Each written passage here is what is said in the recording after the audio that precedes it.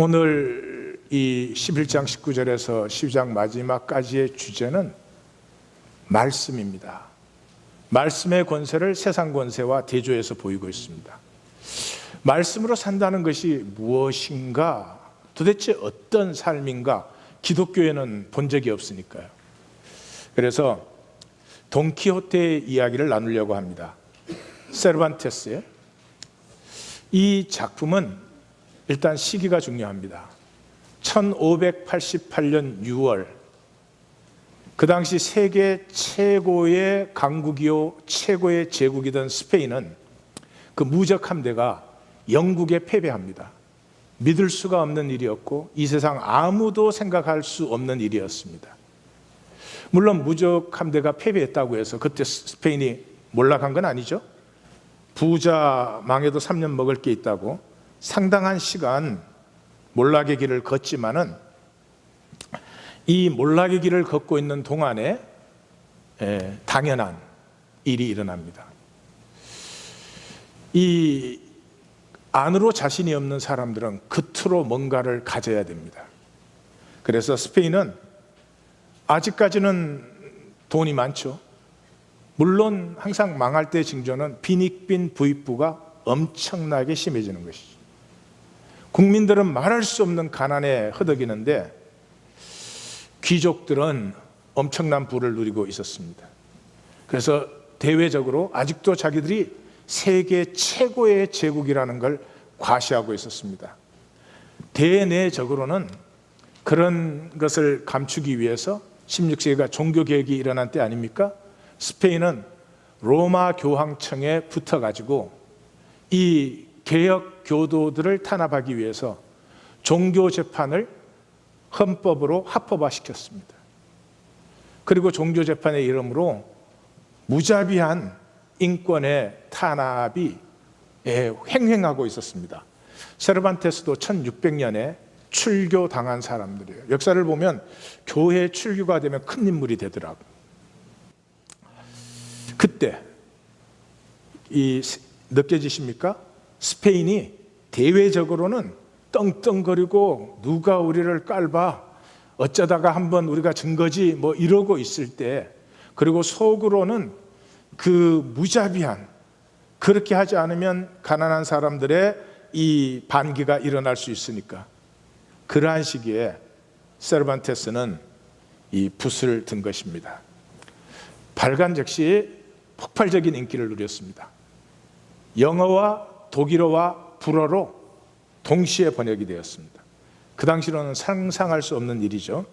그럼에도 불구하고 세르반테스는 만년 가난하게 살았습니다. 왜냐 그러면 너무 가난해가지고 원고비를 미리 받았기 때문에 성공하고 나서도 그 돈은 전부 빚쟁이들이 다 갖고 간 거죠. 마다리아가는 이 세르반테스의 전문가입니다. 이런 말을 했습니다. 세르반테스는 돈키호테와 산초라 불리는 밭에 사상의 씨앗을 뿌렸을 뿐인데 그 땅과 씨앗이 워낙 풍요로워 대대손손 열매를 맺어간다.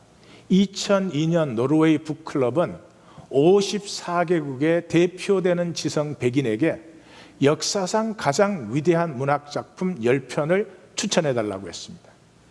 100인 모두가 추천한 작품이 돈키호테입니다. 또 그 전체에서 1위를 한 작품도 돈키호테입니다.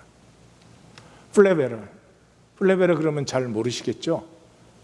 마담 보바르를 지으신 분이에요. 이 플레베르는 돈키호테에서 나의 근원을 발견했다 이렇게 말했습니다.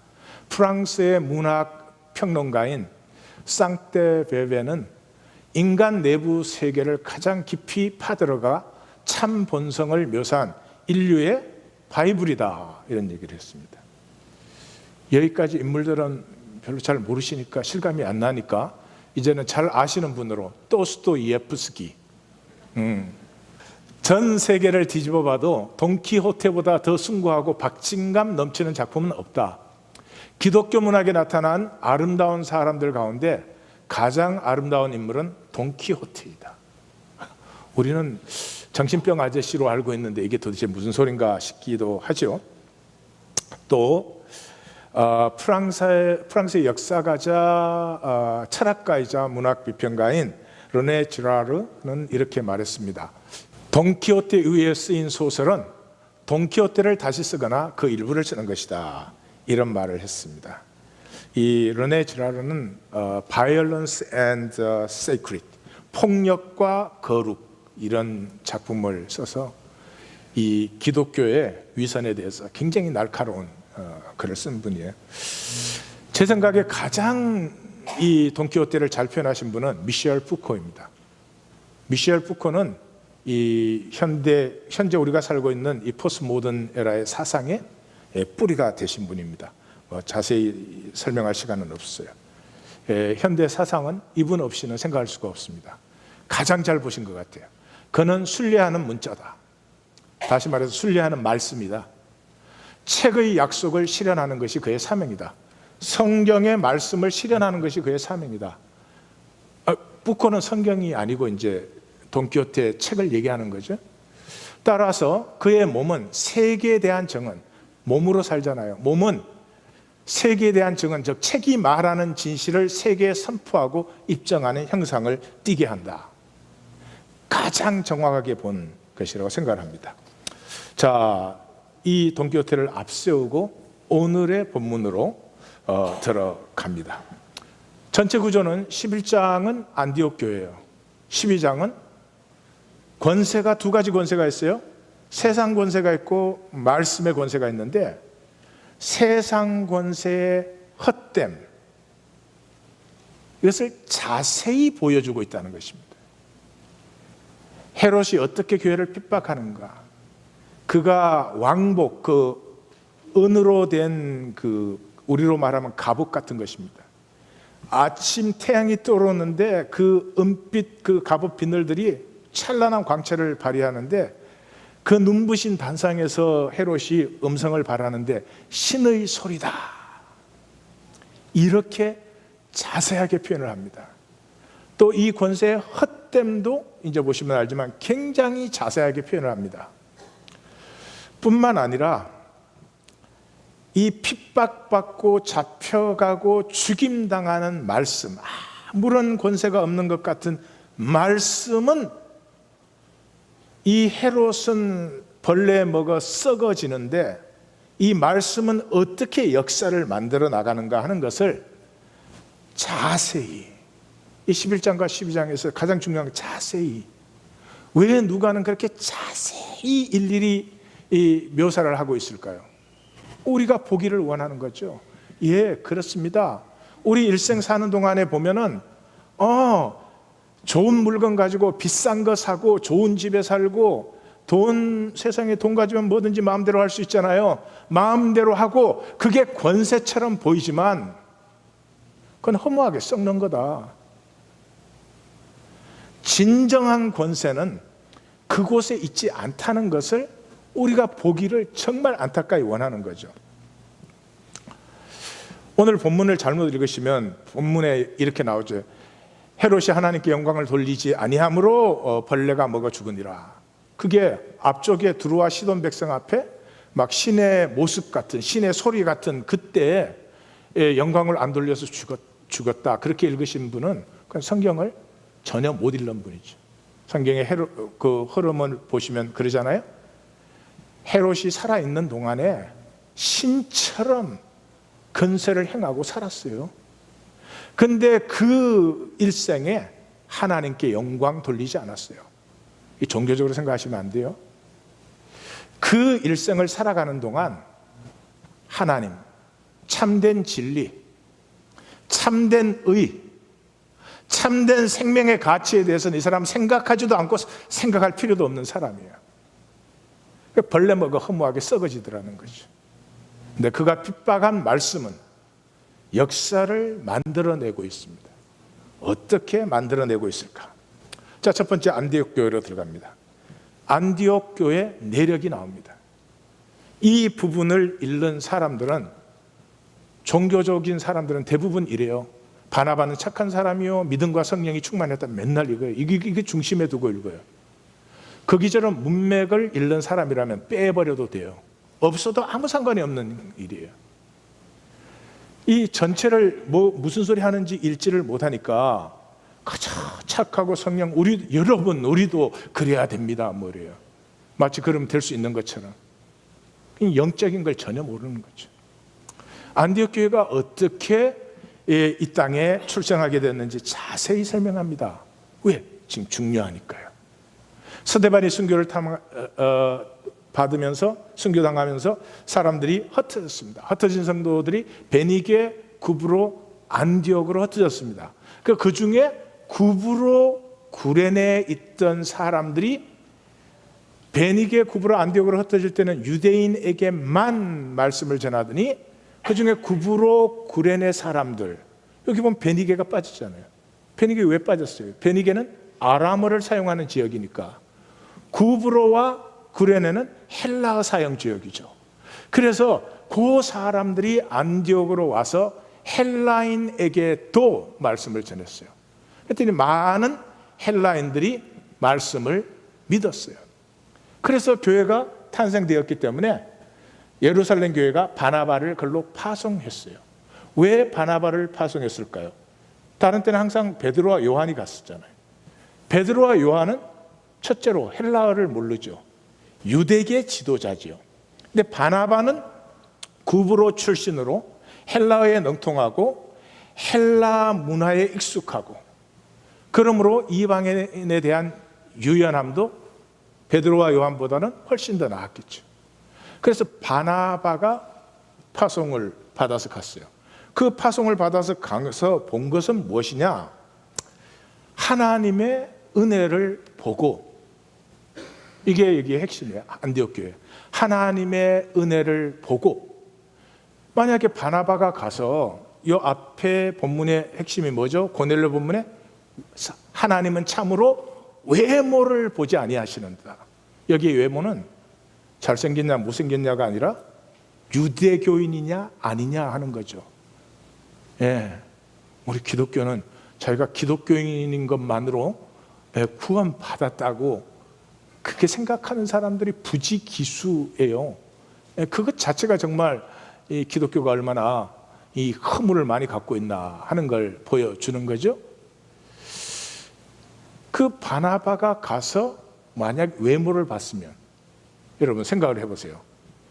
이 지금 예수 믿었다 그러는데 이 사람들이 율법을 알아요? 제일 중요한 건 뭐예요? 유대인들에게 제일 중요한 건 유대교 식사예요. 식사인데 이 사람들은 삼겹살 먹잖아. 그 다음에 할례 안 받았지요. 여러분, 우리가 어떤 사람이 예수 믿는다 그러는데 이런 시대에 기독교 예배 안 드려, 세례도 안 받았어, 밥 먹는데 식기도도 안 해. 그러면 우리 식으로 사도신경과 주기도문도 몰라, 성경도 몰라. 그러면 그분이 구원 받았다고 우리가 인정할 수 있겠습니까? 못할걸요? 지금 안디옥 교회는 그런 상황이에요. 그런데 바나바가 무엇을 받느냐? 하나님의 은혜를 보고. 은혜를 어떻게 보지요? 은혜를 보는 건 설명할 수가 없지만 간단하게 보여드릴 수는 있어요. 은혜를 보는 사람은 사람을 안 봐. 사람 보는 사람은 은혜 절대로 못 봐요. 교회에 나오는데 목회자가 나를 어떻게 보나 중요한 사람, 그 사람은 은혜 모르는 사람이에요. 은혜를 아는 사람은 그게 자유해요. 그저 와서 다른 사람이 뭐라고 그러나, 은혜를 보고라는 것은 본질 세계를 보기 시작하는 것이죠. 외모가 아니고. 그러면 사람이 안 보여요. 생명이 보여요. 이 사람이 남자냐 여자냐, 부자냐 가난하냐, 잘났냐 못났냐, 그런 게 안 보여요. 그 생명이 보인다 이 말이죠. 그 사람들의 생명 속에 나타난 하나님의 역사를 바나바는 바로 보았어요. 그래서 어떻게 했어요? 사울을 데리고 왔죠. 왜 사울을 데리고 와요? 예루살렘 교회는 유대이니까 말씀, 율법, 구약을 아는 사람들이죠. 이 사람들은 말씀을 전혀 모르잖아요. 헬라어로 말씀을 가르칠 수 있는 완벽한 후보를 하나님이 딱 준비해 놨잖아요. 요거 일어나기 직전에 사울이죠. 그래서 사울을 데리고 와서 두 사람이 가르쳤더라. 그래서 예루살렘 교회는 예수 그리스도의 이름을 증거받는 순간에 그들은 그들은 유대교에 있을 때도 매 안식일 되기 전에 코이노니아를 나누죠. 그랬으니까 뭐 가르칠 필요가 없지만 여기에는 안디옥 교회는 사역이 들어오죠. 가르쳤고, 가르쳤어요. 뭘 가르쳤어요? 여러분 1년 가르쳤어요. 1년 가르쳤더니 그 사람들은 전부가 사역자들이 되어서 사방으로 흩어질 수 있는 사람이 되었어요. 두 가지만 가르치면 돼요. 첫째, 예수 그리스도의 이름이에요. 황제의 이름이 아니에요. 돈의 이름이 아니에요.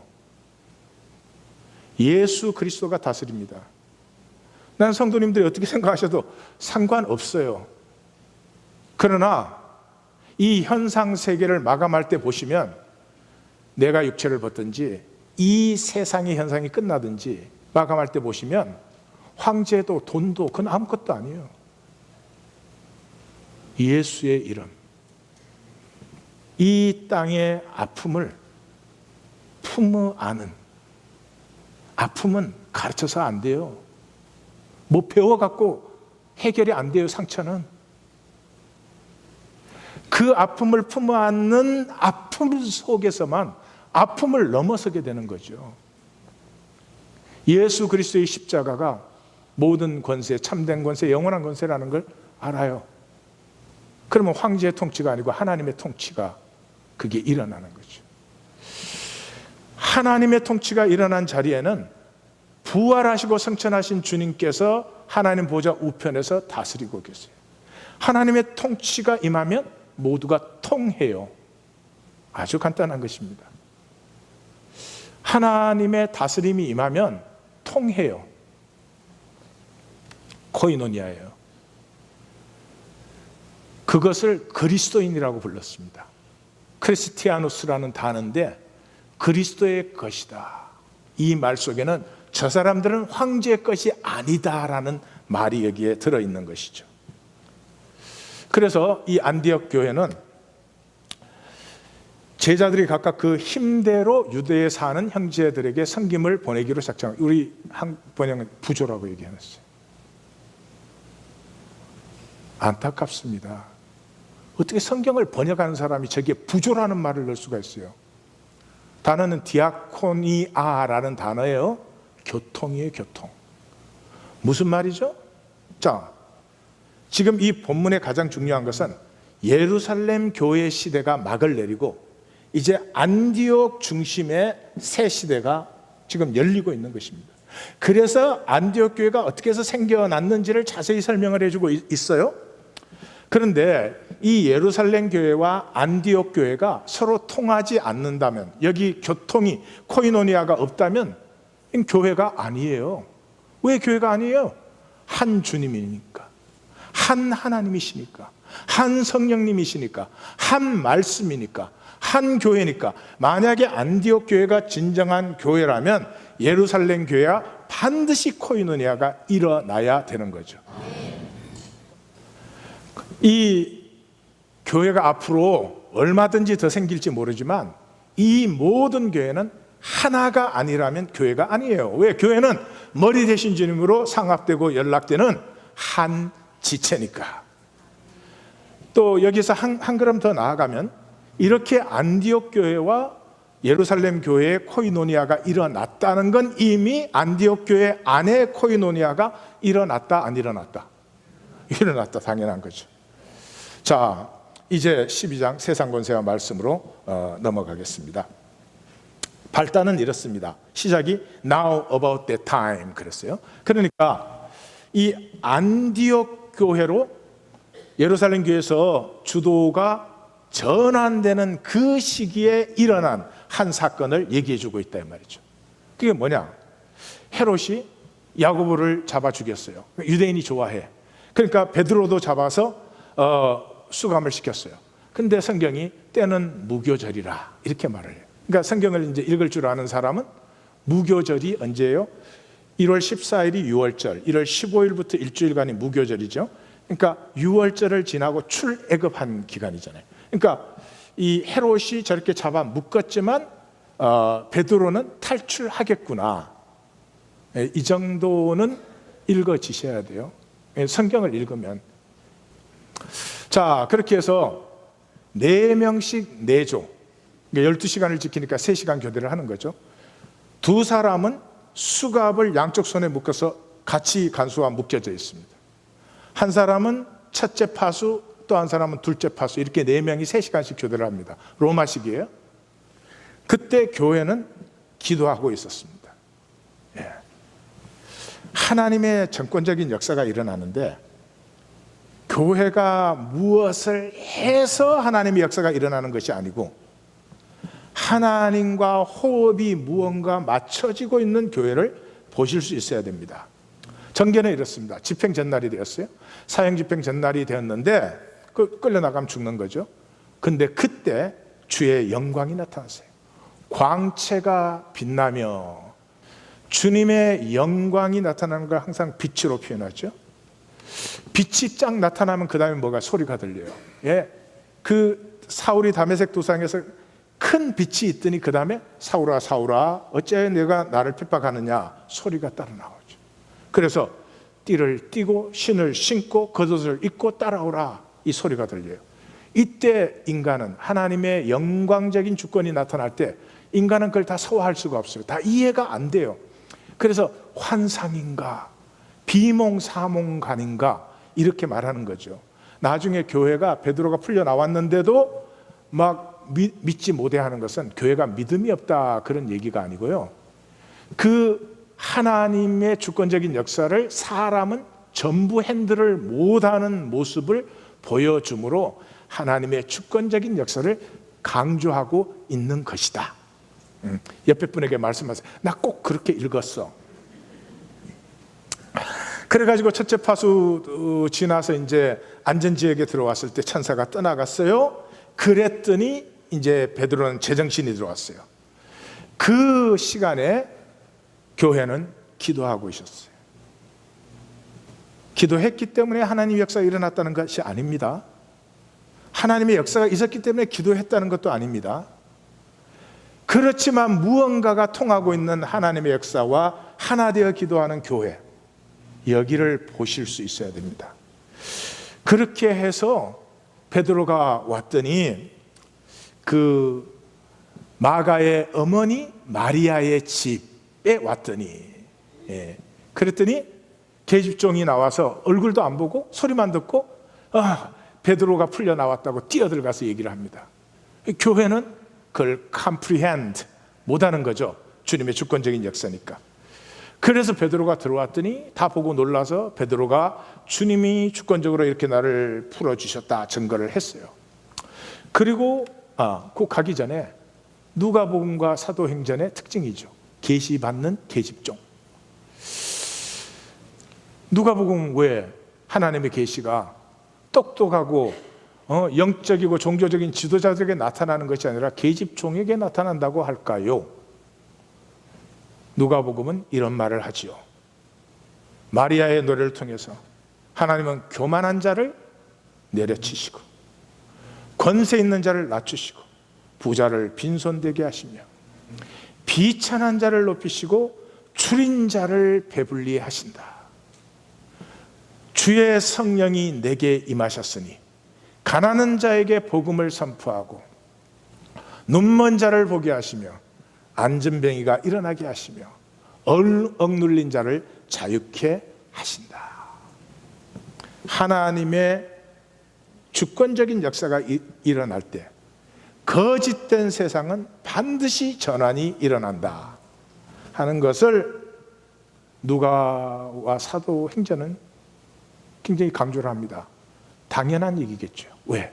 황제의 권세 아래 살고 있는 사람들에게 이 황제의 통치를 받지 말고 말씀의 통치를 받으라고 말을 하는데, 그 이유는 당연히 지금 현상 세계에서는 황제의 권위가 떵떵거리는 것 같지만 전 벌레 먹어 썩는 거야 하는 얘기를 하는 거죠.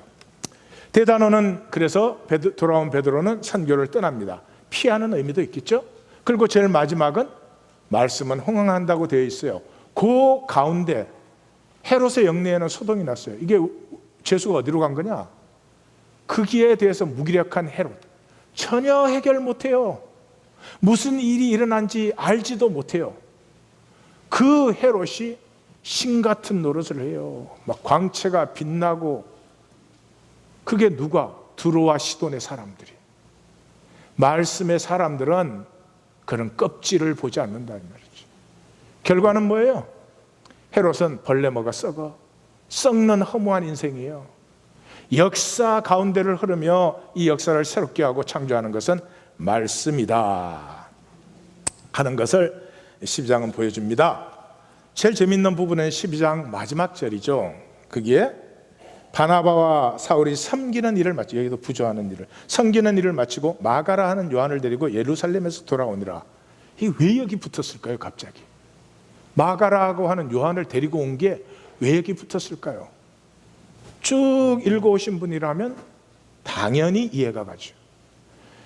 지금 마가라고 하는 요한, 그 어머니가 마리아인데, 그 집에서 모여서 기도할 때 베드로가 풀려났습니다. 그 전에 공회에 잡혀갔을 때도 이 마가의 다락방, 마가의 집에 있는 2층 마가의 다락방에서 성도들이 기도하고 있습니다. 그 조금만 앞으로 가시면 이 마가의 다락방에서 성도들이 10일간 하나가 되어서 기도할 때 성령이 임했습니다. 그 조금만 앞으로 가시면 이 마가의 다락방에서 40일간 부활하신 주님께서 제자들에게 다시 하나님 나라만을 가르치셨습니다. 하나님의 통치가 황제의 통치, 세상의 통치와 어떻게 다른 것을 가르쳐 주셨습니다. 거기에서 조금만 더 가시면 제자를 데리고 마지막 만찬을 나누신 것도 마가의 다락방입니다. 그러면 지금 예루살렘 교회 지도자들은 1세들입니다. 1세. 지금 안디옥 교회는 2세 지도자들이 일어서고 있습니다. 그런데 이 마가는 이 예루살렘, 그러니까 마가 다락방이 예루살렘 교회죠. 이 교회 어릴 때부터 모든 걸 다 봐왔습니다. 예수님이 잡힐 때는 호흡을 듣고 있다가 발가벗고 도망도 쳤습니다. 이 예루살렘 교회 처음부터 끝까지의 정인이 이제 안디옥으로 옮겼다. 이 말은 안디옥 교회 사역이 예루살렘 교회 사역의 연장선상에 있는 것을 보여주는 것이다. 자, 그러면 이제 이 본문을 보기 위해서는 전체가 어떻게 흐르고 있는가 하는 걸 보셔야 돼요. 1절에 성도들이 하나 되어서 기도했어요. 2절에 성령이 강림했어요. 성령 강림한 것도 종교인들은 무슨 불에 혀같이 갈라진 거, 급하고 강한 바람 소리 같은 거 맨날 그거 가지고, 그거는 빼도 되는 거예요. 빼도 되는 거. 키가 뭐예요? 성령이 임하게 하시니까 성령의 말하게 하심을 따라 말하기를 시작했다는 거죠. 뭐를 말하기를 시작한 거예요? 예수가 그리스도라는 것을 말하기 시작했죠. 이것을 억누르고 이말한다고 잡아가고 핍박하고 가두고 죽이고, 그래도 성령이 하신 이 말하기를 멈출 수가 없더라 하는 게 사도행전이에요. 그래서 3장에 딱 들어가자마자 성전과 예수 이름이 딱 부딪히잖아요. 성전, 예수 죽인 성전 아니에요. 이 예수 이름과 부딪혀요. 게임이 안 되지. 성전에 평생 매일 나와 있는데 계속 그 장애로 시달렸잖아요. 여러분, 기독교도 평생 예수 믿었는데 그 장애 가지고 있으면 장애가 나아야지. 나 뭐 구원 받았지 뭐 이럴 일이 전혀. 저는 이 주간에 굉장히 놀라운 일을 만났는데, 기독교인들은 각자 자기 나름대로의 성경 해석을 갖고 있어요. 이제는 이단의 시대가 지났습니다. 이단이 개인화되어 버린 것입니다. 왜냐하면 바른 말씀을 못 만나다 보니까 자기식으로 해석해서 자기는 다 구원 받은 거야. 근데 또 남은 별로라고 생각을 해. 꼭 나같이. 예수 이름은 딱 만나니까 장애가 물러가잖아요. 그게 하나님의 통치지. 아닌데 무슨 하나님의 통치야. 교회 바깥으로는 사내들이니 잡아들여서 핍박하죠. 교회 안에는 아나니와 삽비라 사건이 일어나. 그럼에도 불구하고 그것을 넘어서서 교회가 말하는 것이 사마리아와 에디오피아로 번져가기 시작합니다. 결국은 스데반이 순교를 당합니다. 그러나 그것이 막지 못합니다. 복음은 바깥을 향해서 정말 스프링처럼 튕겨나가는 것이죠. 여기에 핵심이 고넬료죠. 고넬료. 지난주에 본 고넬료. 고넬료 본문의 핵심이 뭡니까? 하나님은 참으로 외모를 보시지 아니하는도다. 그 외모가 잘생겼냐 못생겼냐 아니잖아요. 유대교인이냐 아니냐. 하나님 우리가 기독교인이냐 아니냐 안 봐요. 하나님 뭘 봐서 중심의 진실을 봐요. 중심의 진실을. 그 중심의 진실이 뭐예요? 조금 전에 만났던 바나바의 주의 은혜를 보고. 중심의 진실이 없는 사람만 봐요. 사람 앞에 요리조리 계산해야 되잖아요. 사람 앞에 요리조리 행동하고 표정 짓고 말하고 그래야 되잖아요. 이게 열쇠예요. 하나님 역사가 열리는 열쇠는 중심의 진실이에요. 하나님이 저를 목사냐 뭐 아니냐, 하나님 저에게 그 이전에 내 중심의 하나님을 향한 진실이 있느냐 이 말이죠. 이 중심의 진실의 이 열쇠가 열리면서부터 교회는 말씀과 코이노니아를 창조하는, 하나님으로 모든 게 나왔잖아요. 하나님 뜻은 모든 것이 하나님 안에 하나 되는 거 아니에요. 결국 세상이 끝났을 때는 하나 된 사람들과 하나 안 된 사람들과 그거죠 뭐. 하여튼 세상은 벌레 먹어 썩는 권세다. 여기서부터 이제 다음 주에 보시면 복음은 이방으로 꽉 펼쳐지는데, 성경을 이제 읽는 분은 로마는 못 견딘다. 이 역사 앞에 로마는 견딜 수가 없다. 저 썩어 빠진, 저 음란하고 음탕한 로마는 이 역사 앞에 설 수가 없지. 여기까지 딱 읽어지셨으면 성경을 여기까지 참 잘 읽어오신 것이다. 본문의 중심 선포가 뭐예요? 한난으로 흩어진 자들이 말씀을 전하는데, 그 말씀은 뭐예요? 헬라인에게도 주 예수를 전하는 것이죠. 그걸 세상이 막는 것입니다. 그렇죠. 세상은 우리가 치유되면 안 됩니다. 그럼 세상은 권세를 우리에게 부릴 수가 없죠. 우리가 치유가 안 돼야지 이 열등감과 수치 때문에 뭐 옷도 좋은 거 입어야 되고요, 학력도 좀 좋은 거 가져야 되고요, 교회에 와서도 다른 사람 앞에 사람에게 보이려고, 그렇기 때문에 세상은 모든 권세를 다해서 이 말씀의 권세를 막아요. 그렇지만 결론은 어떻게 돼요? 헤롯은 벌레에게 먹혀 죽지만 하나님의 말씀은 흥왕하여 더하더라. 하나님에 대해서 어떤 추상적 아이디어를 갖고 계셨으면 지금 싹 버리세요. 말씀이에요. 하나님의 말씀이란 말은 하나님의 인격이라는 말이에요. 제 말이 제 인격이에요. 예. 제 인격은 존재를 만나는 유일한 길이에요. 어떤 분이 나하고 관계를 하시면 나를 인격적으로 존중해 줘야 됩니다. 내가 귀하게 여기는 것을 자기도 귀하게 여겨야 돼요. 나는 이렇게 귀하게 여기는데 자기는 딴 거 귀하게 여기면서 친한 척해. 그럼 가증스러운 거죠. 예? 인격은 존재와 존재가 통하는 유일한 길이에요. 그래서 성경이 뭐라 그래요? 태초에 말씀이 계시니라. 이 말씀이 하나님과 함께 계셨으니 말씀이 하나님이시다. 내가 너희에게 이런 말씀이 영이요 생명이다. 이 다른 말로 하면 인격이다, 그런 말이죠. 그 요한복음 8장 가서 뭐라 그래요? 어찌하여 내 말을 깨닫지 못하느냐? 내 말을 들을 줄 모른다 그래요. 뭐가 들을 줄 모르는 거예요? 주님과 우리가 가슴이 안 통하는 거예요. 주님이 소중하게 생각하는 걸 우리는 소중하게 생각하지 않아. 그럼 주님의 말씀이 나에게 안 들릴 수밖에 없지요. 이 주님의 인격, 주님의 말씀을 만나는 유일한 길이 중심의 진실함이죠. 중심의 진실이라는 굉장히 추상적인 표현이잖아요. 이걸 실제적인 말로 하면은 마음을 다하고 뜻을 다하고 힘을 다해야 한다는 거죠. 여러분, 우리 삶에서 모든 걸 마음을 다하고 뜻을 다하고 힘을 다해서 살면 죽어요. 그렇게 안 되죠. 한 가지 있으셔야 돼요. 우리 모두는 한 가지 있어요. 마음을 다하고 뜻을 다하고 힘을 다해서 사랑하는 한 가지 있어요. 대부분 허무한 것은. 가장 일반적인 게 뭐예요? 자기 자식.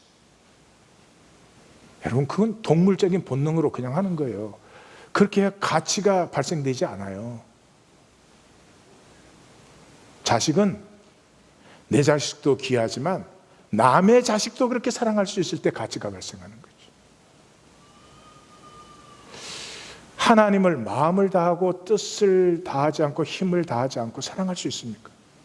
그럼 하나님 관계가 되겠습니까? 예? 우리 기독교는 그거 아니에요. 삶은 내가 어떻게 살든지 내 중심에 뭐가 있든지 주일날 나와서 예배 드리고 가면 하나님과 통한다는 거 아니에요. 나하고도 안 통해요. 나하고도 안 통해요.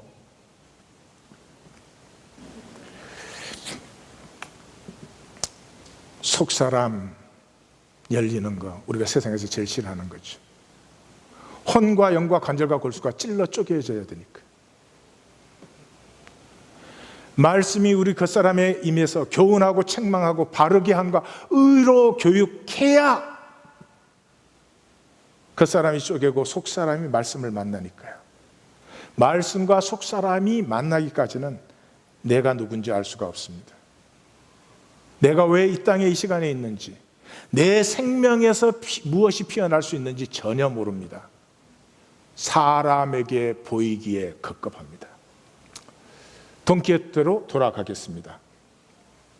발단은 이렇습니다. 만차라고 하는 마을에 50대 시골 양반이 있습니다. 양반이라고 표현을 해야 되겠죠? 그 당시는 노동자 농민이 있고 아닌 계급이 있고, 썩 귀족은 아니지만 하여튼 겨우 하인 하나 데리고 자기는 일하지 않고 사는, 그때 50대면 지금 60대 후반 70대라고 말할 수 있죠. 그렇게 나이 드신 분이다 이런 거죠. 근데 이 양반이 갑자기 어느 날 기사 얘기에 뿅 간 거예요. 그래서 모든 기사 얘기를 다 사들여 밤낮으로 쉬지 않고 읽어 골수가 다 말라버려. 지금 제가 우리 성도님들에게 하고 싶은 게 그거예요. 모든 성경을 쉬지 않고 밤낮으로 읽어 골수가 다 말라버려. 골수가 있어야 되는 곳에 골수가 있는 게 아니라 말씀이 들어있게 되는 거죠. 그래가지고 마침내 정신이 이상해졌다. 우리는 안 읽고도 이상한데 머릿속은 기사 이야기로 가득 차. 급기야 그 이야기들이 모두 현실이라고 생각하게 되었다. 이 본문 얘기예요? 그 소설에 나오는 얘기예요? 성경이 가득 차서 이제는 보면은 이 겉에 현상이 보이는 게 아니라 현상 속에 숨어있는 이 본질이, 성경 말씀이 보이기 시작하는 거죠. 전개는 어떻게 돼요? 미친 자로서의 순례. 우리 한국 사람 이거밖에 모르죠. 미쳐갖고 돌아다니는 것밖에. 이렇게 되어 있어요. 생각하고 보고 상상하는 것이 모두 책에서 읽은 그대로 되어 있고, 또 된다고 믿는 우리 모험가는 이 객주집을 보는 순간, 이렇게 이제 기사가 탁 출발해서 첫 객주집을 봤는데 그 선 걸로 착각을 해요. 순간 4개의 탑과 은빛 찬란한 첨탑과 해자와 들어올리는, 해자는 아시죠? 성 주변에 적들이 못 들어오게 판 그 물, 들어올리는 다리가 있는 성으로 보였다. 미친 거예요? 그래서 기사 서품식을 거기서 받아요. 객주집 주인을 보고 성주님이라고 부르는 거예요. 그리고 이제 기사 서품 해달라는 거예요. 그러니까 이제 객주집 주인은 이 미친 사람인데 안 해주면 안 떠날 것 같으니까 서품식을 해주는 거예요. 세르반테스가 무슨 얘기하고 있는 거예요? 기사도의 정신은 살려야 되는데 이 기사 제도, 지금 그 당시 스페인에 행행되고 있는 기사 제도는 그거 가지고 출세하고 밥 먹고 살고 가난한 자 약탈하는 썩어 빠진 제도. 여기까지 오셔도 눈치를 못 채시네. 세르반테스가 뭐 얘기하고, 기독교의 정신은 살려야 되지만 기독교의 제도는 이거 웃기는 거야, 썩어 빠진 거야. 객주집 주인이 기사 서품하듯이, 사제 서품하는 거, 그게 기사도 정신과 뭐 관계가 있어? 배설물 같은 거야. 그 얘기를 하고 있는 거예요. 네. 미친 사람이 아니에요. 본문에 또 이렇게 적혀 있어요. 그의 말을 들었던 사람들은 무슨 문제를 다루더라도 훌륭한 이해력과 사고력을 갖고 있는 사람이 그 고생만 하고 불행하고 시꺼멓기만 한 기사도 이야기만 나오면 어김없이 이해력도 사고력도 잃어버리는 게 안 됐다고 생각했다. 꼭 내 얘기 같아. 이해력도 있고 사고력도 괜찮은데 그놈은 말씀 얘기만 나오면 왜 저렇게 헷가닥 하는지.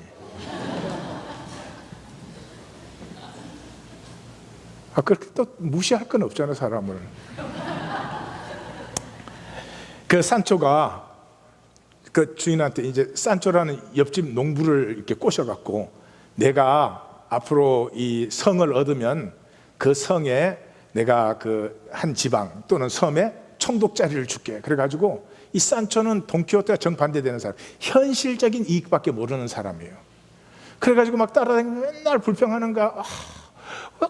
모른 척 하시지, 그거를 또 간섭해가지고 이렇게 두드려 맞고 돈 다 뺏기고 이게 뭐예요? 막 아우 가만히 있지 왜 그게 또 달려 들어가지고 이빨도 다 부러지고 우리 이제 어떻게 해요? 막 맨 산초는 그런 거 하는 거죠. 그래서 불어요. 주인님은 도대체 왜 미쳤어요? 그러니까 아니 뭐 훌륭한 기사들을 보면은 뭐 어디에 뭐 성주가 된다든지 뭐 다 있는데 기사님은 도대체 아무리 봐도 그런 가망성도 없고. 그러니까 이 돈키호테가 그러는 거예요. 이유가 있어서 미친다면 대단한 일이 무엇이 있겠는가? 핵심은 아무런 이유도 없는데 미치는 데 있다는 거예요. 그렇죠. 돈키호테의 행동은 제가 정확하게 기억하는지 모르겠어요. 한 번 빼고는 다 실패해요. 그래도 행동을 멈추지 않아요. 왜? 행동 자체가 그 자신을 규명하기 때문에. 모험의 결과를 위해서 모험을 하는 게 아니에요. 모험 자체가 나를 규명하는 거예요. 에베레스트로 올라갈 때 성공하느냐 성공 안 하느냐보다 더 중요한 것은 거기에 내가 도전했다는 자체가 나라는 사람을 이유도 없는데 미치는, 이게 뭐예요? 중심의 진실이에요. 그래서 돈 생긴다는 게 아니에요. 거기에서 어떤 이익을 얻는다는 게 아니에요. 그렇지만 그렇게 할 수밖에 없는, 내게 있는 생명이 나를 그렇게 미치게 만드는, 그것을 중심의 진실이라고 하죠. 이 돈키호테는 그냥 돌아다니는 게 아니었습니다. 하나님의 나라를 꿈꾸는 사람이죠. 사냥치기들을 만나서 이렇게 말을 합니다.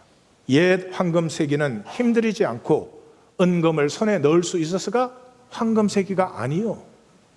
그 시대에 살았던 사람들은 내 것, 내 것이라는 이 두 가지 말을 몰랐기 때문이요. 코이노니아, 화평하고 의가 좋았고 진실되어 거짓이 없었어. 정의는 말 그대로 정의였어. 요즘 다 정의를 말하죠. 정의에 관심 있어요? 지금 대통령 후보들이 정의에 관심 있어요? 정의라는 건 내 헤게모니를 잡는 방법이지 정의를 위한 정의가 어디에 있어요? 정의는 말 그대로 정의였어. 그 산초가 드디어 약속대로 하여튼 섬을 하나 통치하는 총독이 돼서 이제 떠나가게 됐어요. 그래서 바라타리아라는 섬의 총독이 돼서 이제 떠나가는데 그 산초에게 이렇게 말을 해요. 부자가 하는 말보다 가난한 자의 눈물에 더 많은 연민을 가지게. 가난한 자의 편을 들라는 건 아니야. 정의는 공평해야 하니까. 중죄인에게 벌을 내려야만 할 때 가혹하지 말게. 준엄한 재판관보다는 인자한 재판관이 더 필요하다네. 자네 원수의 일을 재판할 때 진한 모욕을 비우고 임하며 아름다운 여인의 소송 때에는 그녀의 눈물과 신음소리를 넘어 본질을 보게나. 체형으로 벌하는 사람을 말로 학대하지 말게. 체형의 고통은 말을 보태지 않아도 충분하다네. 부디 인정과 자비가 생명의 권한임을 잊지 말게나. 우리는 사람이 하나 뭘 잘못하면요, 자기가 모든 권리를 다 갖고 있는 줄 알아요. 애가 잘못했는데도 막 퍼부어대는 엄마도 얼마든지 있지. 체형의 고통은 말을 보태지 않아도, 잘못한 녀석은 아무 말 안 해도 지가 먼저 괴로워. 근데 그 좋아 갖고 총독으로 간 산초가 그 총독 자리를 내던져 버려요. 총독으로 갔더니 역대 최고의 총독이야. 왜냐 그러면은 그냥 총독이 주로 하는 일이 재판하는 일인데 그냥 솔직하게 그대로 재판을 해주니까. 그러니까 그 귀족들이 이 산초를 막 굉장히 못살게 여러 가지 방법을 써가지고, 왜냐 그러면 재판을 가지고 이 성에 재물이 들어오도록 이렇게 해야 되는데 이 공정하게 해버리니까 성에 들어오는 게 별로 없거든. 그래가지고 막 못살게 구니까 산초가 그 평생에 원했던 총독 자리를 냅다 집어 던져버려요. 그래서 쏘교사 하는 총독은 아무 필요 없어. 그렇게 하죠. 대단원에서 이제 바르셀로나 해변에서 베글의 기사와 이게 결투를 합니다. 베글의 기사가 보니까 이 사람 맛이 간 사람이거든. 이 사람을 고향으로 돌려보내야 되겠다. 그래서 나하고 결투해서 지면은 당신은 이제 기사 벗고 돌아가야 돼. 그렇게 약속을 하고 결투를 했는데, 아니 저기 돈키호테가 이길 수가 없지. 말도 제대로 못하는 주제에 졌지. 져서 이렇게 말을 합니다. 약속을 지키기 위해서 이제 모험을 중단하는 거죠. 전에는 돈키호테 델라 만차였지만 지금은 말한 바와 같이 한 선한 사람 알론소 키아노일세. 우리는 평생을 의와 모험으로 살아야 됩니다. 그러기 전까지 생명에는 행복이 없습니다. 다시 말씀드려요. 금방석 깔고 누워서 생명은 행복하지 않습니다. 모험적일 때 어드벤처.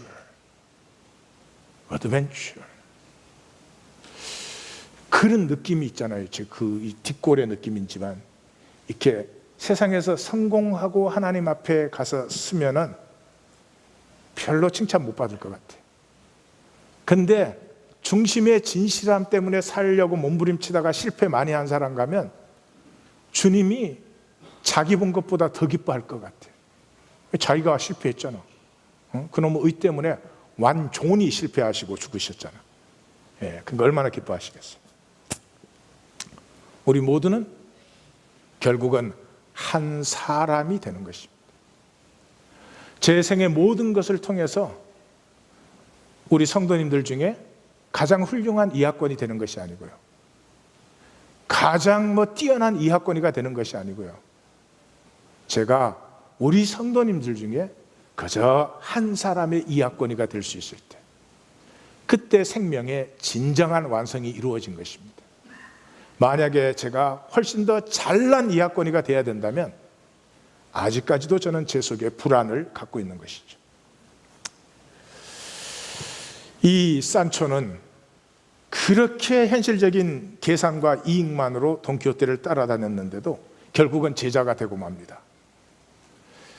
그 돈키호테가, 그 산초가 모른 척하고 있었으면 우리 이거 다 우리 거 되는 건데 왜 또 막 이럴 때마다 이제 그 돈키호테가 산초의 말을 고쳐줘요.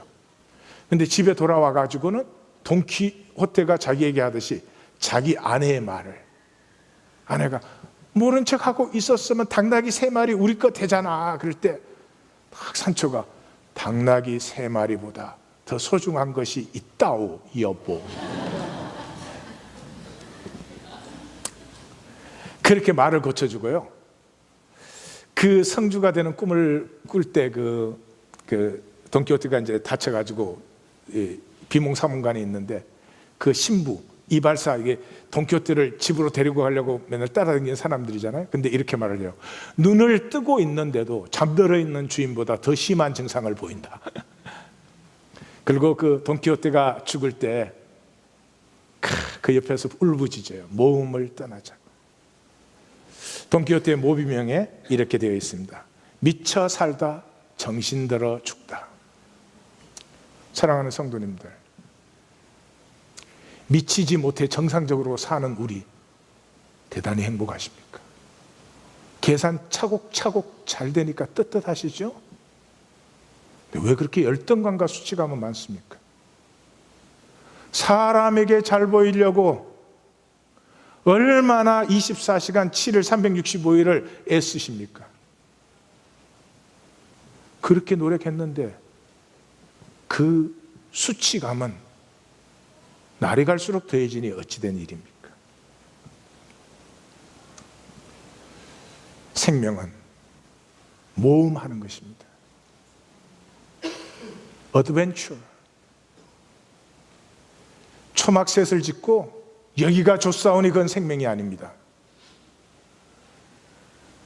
얼마나 좋은 집을 지어 놓으셨습니까? 얼마나 은금을 그 안에 쌓아 두셨습니까? 얼마나 쌓아 두셔서 그것 지키려고 평생을 다 바치는 것입니까? 생명이 모험하기 시작한다면 그 생명에서 피어나는 영광은 하나님조차도 다 헤아릴 수가 없는 것입니다. 이 돈키호테의 이 모험은 그냥이 아니죠. 정의를 향한 것입니다. 기사제도라는 게 있는데 기사는 당연히 연약한 자를 돌보고 가난한 자를 구제하고 스스로 자기를 지키지 못하는 자를 위해서 싸워서 지켜줘야 되는데 망해버린 기사제도에서